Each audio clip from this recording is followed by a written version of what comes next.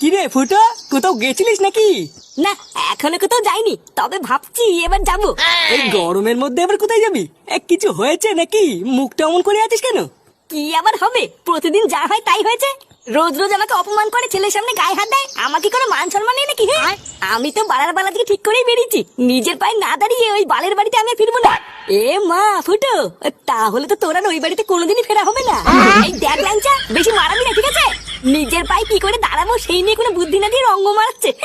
আরে পাগল, সেরকম কোনো বুদ্ধি থাকলে কি আমরা আর বেকার পড়ে থাকতাম নাকি? আমরাও তো কবে একটা কাজে ঢুকে পড়তাম। আমার কাছে একটা ভালো ব্যবসার প্ল্যান আছে, কিন্তু ওটা করতে গেলে অনেক টাকা লাগবে। কি ব্যবসা? আমাদেরকেও বল, যদি আমরা তোর কোনো সাহায্য করতে পারি। বাড়া, আমি ভাবছি একটা ক্যাটারিং এর ব্যবসা খুলবো। মানে বুঝতে পারছিস তো? মানে হলো কোনো বিয়ে বাড়িতে বা অনুষ্ঠান বাড়িতে হাঁড়ি করে ভাড়া দেওয়া, খেতে দেওয়া, এইসব। হাড়ি কড়াই ভাড়া দেওয়া বা খেতে দেওয়া? হ্যাঁ, খারাপ আইডিয়া না।